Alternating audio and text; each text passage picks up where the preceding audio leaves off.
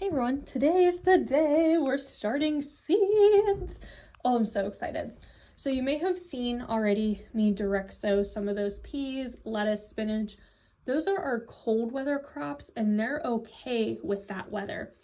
Things like eggplants, tomatoes, peppers, they need a jump start where I'm at before they can go outside. So that's the plan today, is to get our peppers and tomatoes planted in these cells. So the first thing I'm actually going to do, it's going to be new for me this year, is I'm going to cut up these cells. So I don't need this many of one plant. I'm actually going to cut this into 4 a piece, so I'll have 8 sections total. That will give me variety, and it'll allow me, if one side is doing really well on germination and the other is not, I can pull it out and move it around a little bit. I also have a mat underneath to help with the soil. And that garbage can there is actually filled with potting mix, not a garbage can. So first things first, let's go ahead and cut these cells up. Done. Super easy. This allows me a little bit more of a range of control of my seedlings. So now I'm going to pick out 1, 2, 3, 4. So I have 8 different cells I can do. You might be able to buy ones that aren't this whole 72 cell, and that's cool too. But we're focusing on peppers and tomatoes today. So I'm going to look at all my tomatoes, and if I'm doing this evenly, I have 4 tomatoes, 4 peppers, so we'll see what we have. I think these orange hats I'm going to leave for later. I will definitely be planting more than this, but this is a start. So we have for tomatoes a large yellow, a yellow cherry, 2 different Romas. So I'm going to put one away, a Black Beauty and another Roma. So for my 4, I'm going to do a Roma, a cherry, a large yellow, and a Black Beauty. Again, I will be starting more later. But this is what I'm going to start with. And then for peppers, sorry, it's a little frantic. I think I have a bigger variety here. So let's see. I'm going to do lipstick, a sweet, a poblano, and a jalapeno. So that is what we're going to start with. We have our 4 and 4. So the next part is to get these cells full of soil. I don't mean full as in I'm gonna jam pack them in there. I just mean fill it up. So I have a bowl and some water. If you guys can't tell, I'm sitting on the floor. It's just more comfy down here.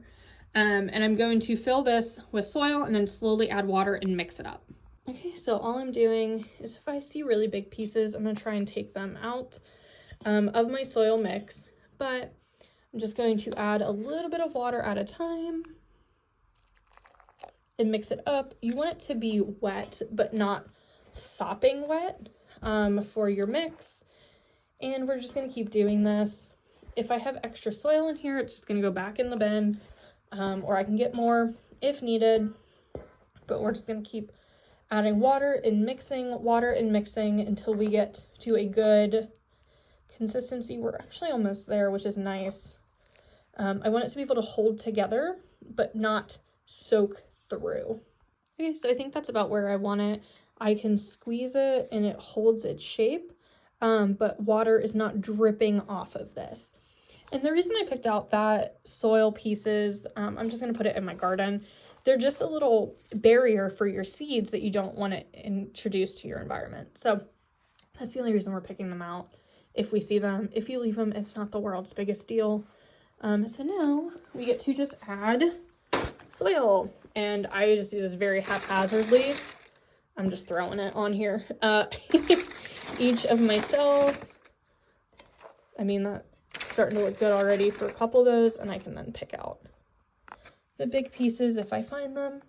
But I'm just going to keep throwing these. You don't want to pack your soil in there, because remember, your seeds are going to be using the soil to put roots down and expand out. If it's too packed, they won't be able to do that as easily.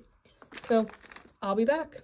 Okay, now that that's done, I'm just gonna take one of my sections and one of my peppers. Ideally you should label sure, but it's actually a myth that during the first year, my poblanos will not mix with the peppers and turn my peppers hot. Now the seeds from the sweet pepper the next year may, but it's not going to actually turn my pepper hot. So I'm not super worried about that.